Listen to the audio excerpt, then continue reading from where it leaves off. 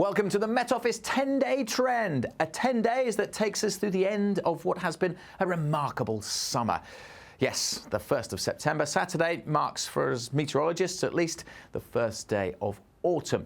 But fear not, warmth lovers, because there's still some power in the sunshine and there's some higher temperatures on the way. In fact, temperatures are one of the key factors, certainly for the rest of this week, both going up but also going down. What am I talking about? Well, I'm talking about temperatures going up by day with some warmth, but not for all, later this week. But more noticeably, certainly over the next few nights, those temperatures will be dropping as we go into autumn, of course. The nights are getting longer and there'll be some chilly mornings.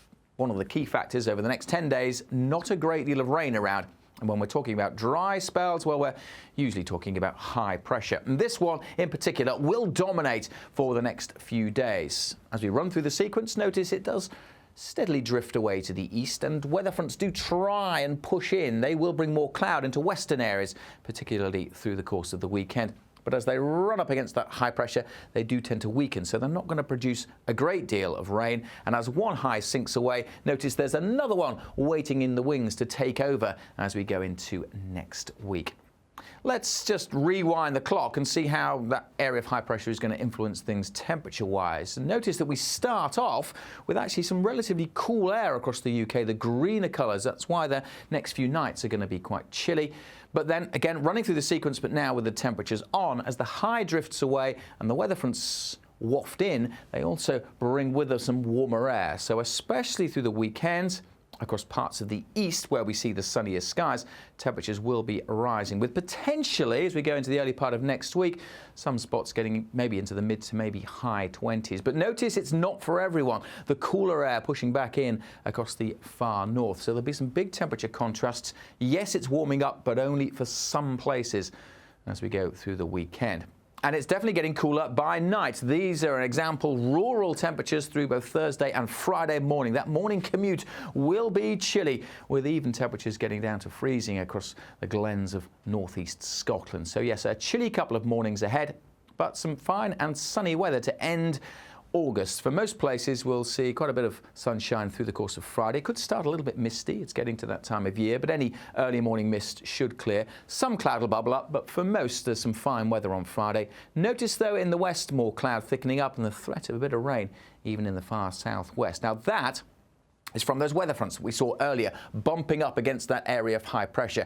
As they do so, they tend to weaken, which adds complications to the forecasts. But these weather fronts trying to push in means that generally, through the weekend, it's an east-west split, with often a lot of cloud across the west and maybe some bits and pieces of rain, with the sunniest skies, albeit rather hazy sunshine, most likely across the east. But that main theme of a lot of dry weather will continue through the course of the weekend and probably beyond as we look into the early part of next week. That first area of high pressure clearing to the east, but another one then toppling in. And this one may well dominate for most of next week. It's being allowed to dominate because the jet stream, that fast-moving ribbon of air high up in the atmosphere, is back where it was for most of the summer and to the north of the UK. And that's where the low-pressure systems are being forced. And this will allow this high pressure, as I say, to dominate as we go through next week. And that will be the main driving force as it tends to topple in. Now, this chart shows a projection for the middle of next week. You can just about see the high pressure cell there starting to topple in, but notice the green colours have returned.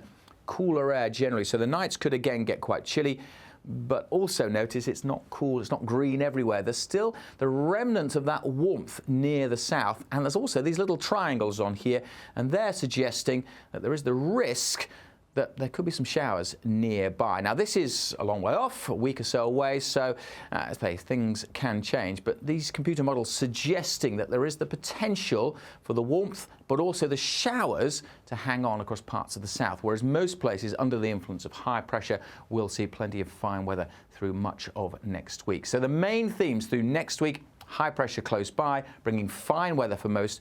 We will get more of those chilly nights, and as the nights continue to get longer, that does mean an increasing risk of mist and fog. But one of the big uncertainties in the longer range forecast, just that threat of showers across the south. This is just a trend. Keep up to date with the very latest forecasts by visiting the Met Office website or go online and watch our YouTube channels.